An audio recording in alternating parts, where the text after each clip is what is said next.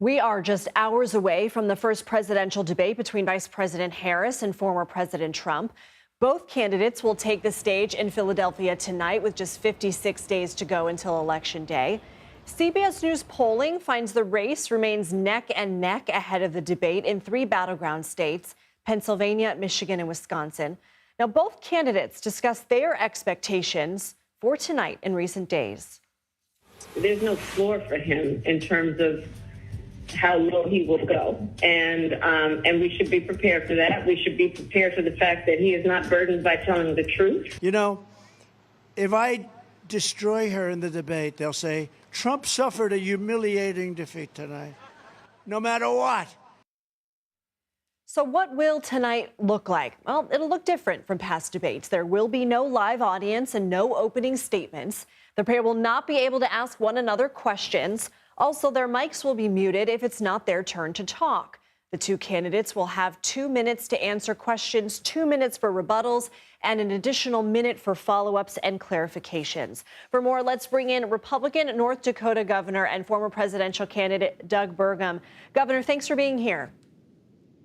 Thank you, Lindsay. Thanks for having me on. In your eyes, what does former President Trump need to do tonight to win? Well, it's pretty simple. The issues that matter most to Americans today are the economy, specifically inflation, affordability, or the price of food, the price of gas, the price of electricity, the price of buying a new home. The economy is number one. Number two is the border. And all the challenges we're having with crime in our country and with the mass invasion, the mass casualties from the over 300,000 fentanyl deaths that have happened under Biden-Harris.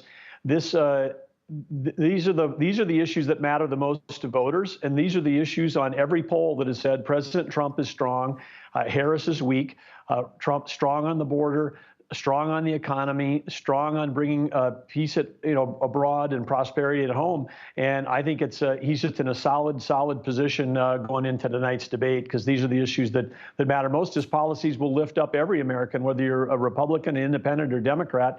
If you whip inflation and secure our borders, that helps every city, that helps every American.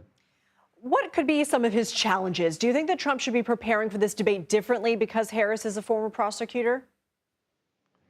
Well, I think, of course, we've all heard every pundit over the last week. This is a big night, and it's unusual because we've never had a candidate like Harris 56 days before the election who's been gone under so little scrutiny. I mean, barely, we have one interview, no debates.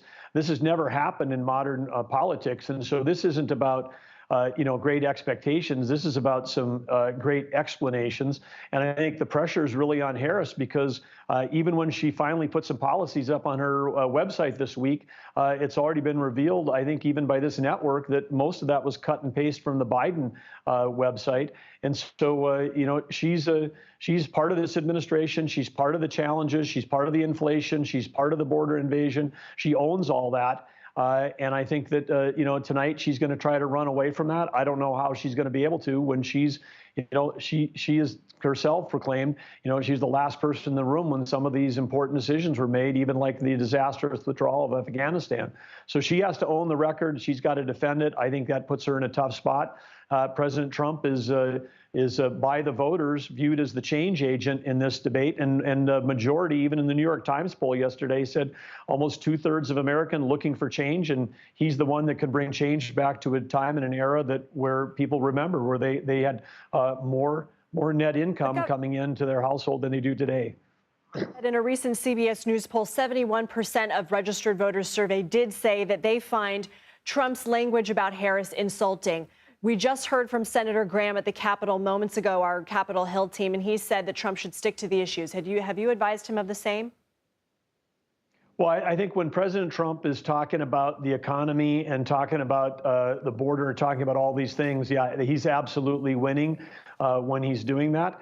I think that, the challenge, of course, is that there have been plenty of things that Harris has said recently that make her sound almost like a Republican. I mean, all the positions that she's switched on and moving to, and then even, Bernie Sanders on Sunday morning, saying, hey, well, she's just being pragmatic. She's just switching her positions until the election.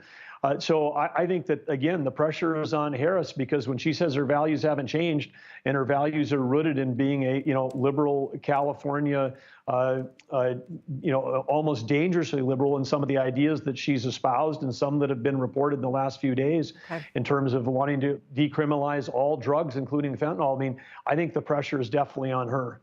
And we know that Trump has also evolved on some issues, but Governor, we appreciate your time today. Thank you. Great. Thank you, Lindsay. And the First Lady is also an ASU grad, so fear the fork.